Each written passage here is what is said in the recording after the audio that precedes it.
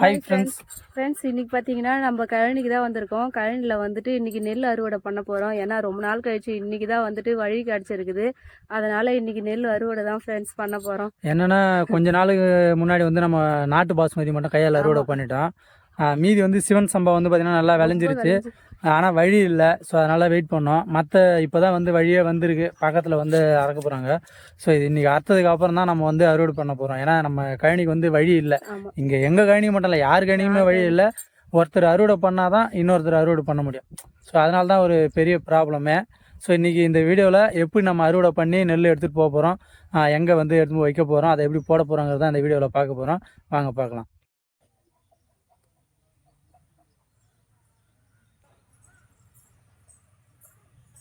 இன்னைக்கு நாங்கள் தான் வெயிலில் காயிறோம்னு பார்த்தா இன்னைக்கு ஜானியும் வெயிலில் காய போகிறோம். சொன்னால் என்னென்ன பண்ண போதும் ஃப்ரெண்ட்ஸ், ஜானி வந்து பார்த்தீங்கன்னா நம்ம வீட்டில் இருந்து கழனிக்கு கிளம்புனாவே போதும், அவனும் கிளம்பி ஓடியாந்துருவான். ஜானி பைக்கில் வந்து எங்கள் பின்னாடியே ஓடியாந்துட்டாரு. ஆமாம், ஜானி ஃபுல்லாக பாருங்க ஃப்ரெண்ட்ஸ், விளைஞ்சி போயிருக்கு. நிறைய அறுவடை பண்ணோம் இன்றைக்கி. கருப்பு கவனியே வந்து நம்மளது விளைஞ்சிருச்சு. இன்னும் ஒரு வாரத்தில் அறுவடை பண்ணிட வேண்டியது அதையும். ஃப்ரெண்ட்ஸ், மாடுங்கெல்லாம் வந்து இவ்வளோ நாளாக வீட்டிலே இருந்துச்சு. அதனால் வந்து பார்த்திங்கன்னா ரொம்ப, ஏன்னா கால்நடைனாவே நடந்துக்கிட்டே இருக்கணும். ஸோ அப்படி இருந்தால் தான் அது ஆரோக்கியமாக இருக்கும், இல்லைன்னா ஆரோக்கியமாக இருக்காது. இன்றைக்கி தான் ஓட்டின்னு வந்து நம்ம வந்து கையால் அறுவடை பண்ணியிருந்தோம்ல நாட்டு பாஸ்மதி, அதில் வந்து எல்லாமே வெயில் பார்க்காம வீட்டில் இருந்தாங்க. இப்போ மூச்சு வாங்குது. எல்லாமே இப்போ தான் ஓட்டின்னு வந்து கட்டியிருக்கோம். ஸோ இனிமேல் வந்து 6 மாதம் கழனியில் தான் இருப்பாங்க. ஆமாம், 6 மாதம் வீட்டில் இருப்பாங்க, 6 மாதம் வந்து கழனியில் தான் இருப்பாங்க. எனக்கு வேலை மிச்சம். ஆமாம் ஃப்ரெண்ட்ஸ், இப்போ வந்து வண்டி வந்து அறுவடை பண்ணுது. விமலாவை பாருங்கள் எந்த அளவுக்கு. சில பேர் நினைப்பீங்க அரிசி ஈஸியாக கிடைக்குதுண்ணா, ஆனால் அதுக்கு பின்னாடி எவ்வளோ கஷ்டம் இருக்குது. அதெல்லாம் நீங்கள் வந்து பண்ணிங்கன்னா தெரியும்.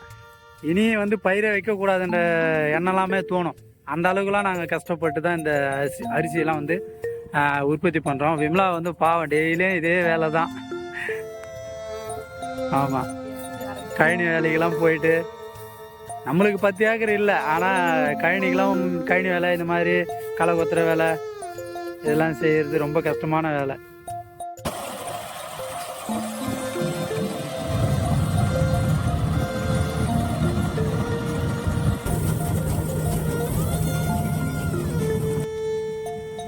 ஃப்ரெண்ட்ஸ், இது வந்து 6 மாதத்தோட உழைப்பு.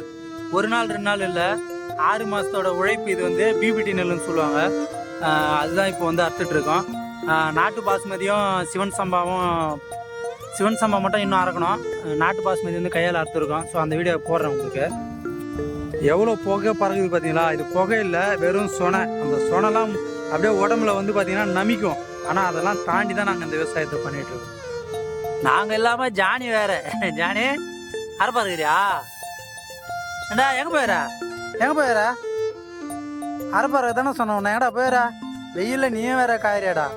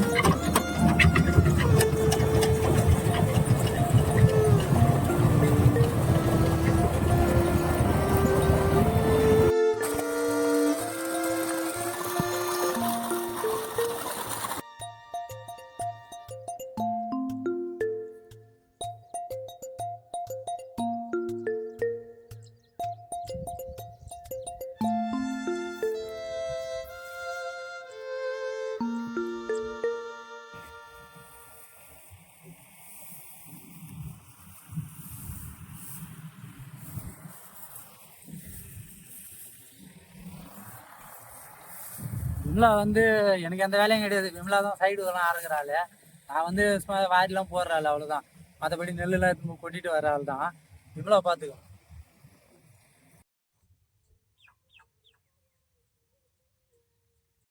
என்ன விமலா போய் அறுத்து போடாம சுற்று வரேன். என்ன அப்படி நின்று பார்த்துங்கிறா?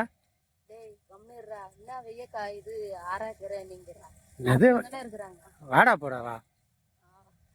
மேல மரியாதை குறையும். ஐயோ பாருங்க ஃப்ரெண்ட்ஸ், என்னன்னா வெயில் அறுப்பா இருக்க விட்டுன்னு மரியாதை எனக்கு குறையுது. கொஞ்சம் மரியாதை கொடுத்துங்க. இது அரை இந்தா போய் அரை. நான் கொஞ்ச நேரம் கொஞ்சம் ரெஸ்ட் எடுக்கிறேன். நான் ஓனரு.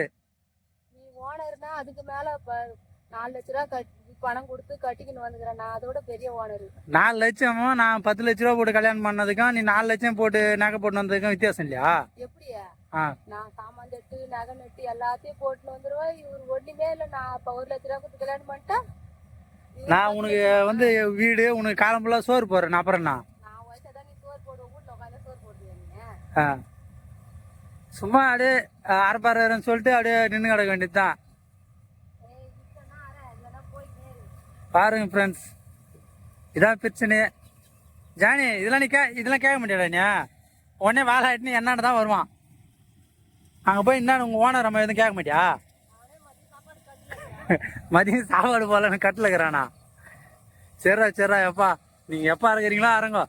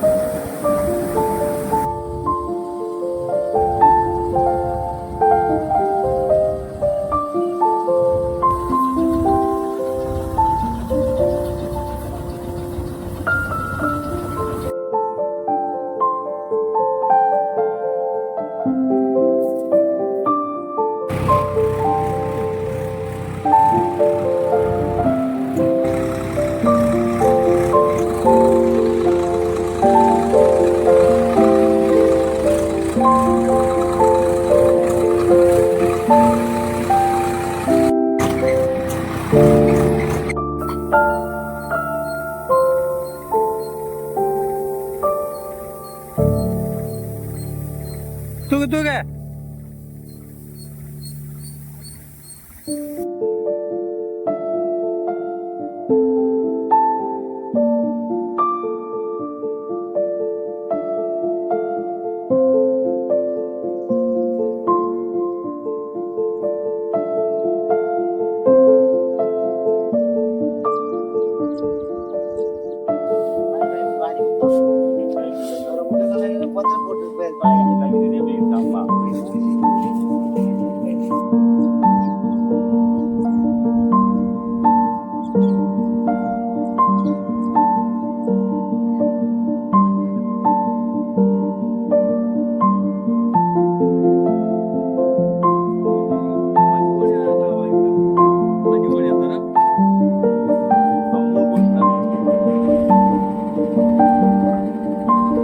ஒரு வழியா வந்து எல்லாமே மூட்டை ஏற்றி அனுப்பிச்சாச்சு. இது எல்லாமே நம்மளது இல்லை, இதில் பாதி தான் நம்மளுது.